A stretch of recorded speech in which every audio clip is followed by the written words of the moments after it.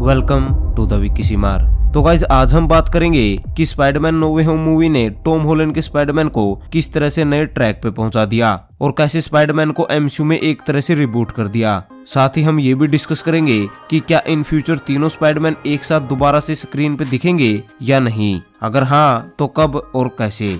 सबसे पहले बात करते हैं टॉम हॉलैंड के स्पाइडरमैन की। नो वे होम में डॉक्टर स्ट्रेंज दूसरे यूनिवर्स से आए हुए सारे बीइंग्स को वापस भेज देता है, लेकिन इससे सब भूल जाते हैं कि पीटर पार्कर कौन है।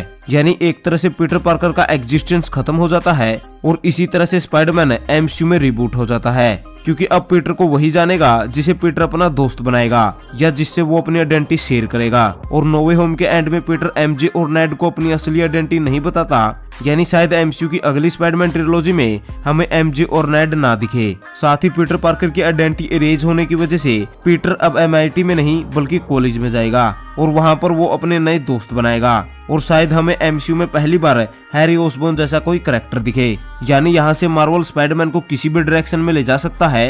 ऊपर से पीटर पार्कर के पास फिलहाल नॉर्मल सूट है, यानी स्पाइडरमैन के पास स्टार्क टैग नहीं है और ना ही उसे मिलेगा। तो आगे की मूवीज में हमें स्पाइडरमैन की फिजिकल स्ट्रेंथ है और इमोशनल साइड दिखाई जाएगी, जो सैम रेमी की मूवीज की फील देगी। और इसका हिंट हमें मूवी में दिया भी गया, जहां जब मूवी के एंड में स्पाइडरमैन आखिरी बार स्विंग करता है तो इसमें जो कैमरा एंगल यूज हुआ है वो सैम रेमी की मूवी से बिल्कुल सिमिलर है। तो हम ऐसा मान सकते हैं कि एमसीयू में अब स्पाइडरमैन बिल्कुल कॉमिक एक्यूरेट है और अवेंजर्स से दूर रहेगा। इसका मतलब चाहे हमें स्पाइडरमैन की solo movie back to back मिलती रहे, लेकिन शायद ही स्पाइडरमैन दूसरे अवेंजर्स से कॉन्टेक्ट करे या उनसे मिले, क्योंकि स्पाइडरमैन जब पहले आयरन मैन से मिला तो उसे बदले में वल्चर और मिस्टीरियो जैसे विलन मिले। और अब जब विलन्स की बात हुई है तो मोस्ट प्रोबेबली स्पाइडरमैन 4 मूवी में वेनम ही मेन विलन होगा, जैसा हमने नो वे होम के पोस्ट क्रेडिट में देखा।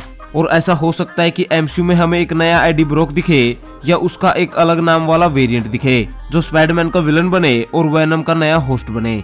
यानी ओवरऑल एमसीयू में टॉम हॉलैंड के स्पाइडरमैन की नई कहानी शुरू होगी, जो काफी लंबी चलेगी और उम्मीद से एक हैप्पी एंडिंग पे खत्म होगी। साथ ही आगे की स्पाइडरमैन मूवीज में टोनी स्टार्क, एमजे, नेड और बाकी एवेंजर्स का कम से कम मेंशन होगा। और ये मूवी सिर्फ स्पाइडरमैन पे फोकस करेगी, बिल्कुल कॉमिक्स की तरह।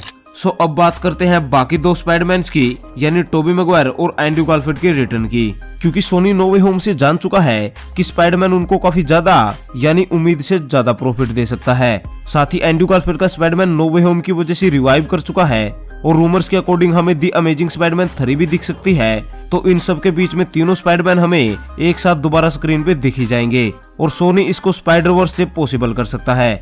यानी सोनी अपने स्पाइडरमैन का यूनिवर्स बिल्ड करके उसमें अलग अलग स्पाइडरमैन और उनके विलन्स की मूवीज बनाए और आगे मल्टीवर्स की मदद से सारे स्पाइडरमैन और विलन्स की क्रॉसओवर मूवी बनाए, जिसमें हमें दोबारा टॉम हॉलैंड, एंड्रयू गारफील्ड और Tobey Maguire as a Spiderman दिख सकते हैं। और मुझे ऐसा लगता है कि सोनी को पहले दी अमेजिंग स्पाइडरमैन 3 और बाकी कुछ मूवी बनानी चाहिए, ताकि एक स्पाइडरवर्स की स्टोरी लाइन को बिल्ड किया जा सके, ताकि बाद में एंड गेम जैसा एक बड़ा क्रॉसओवर करवाया जा सके।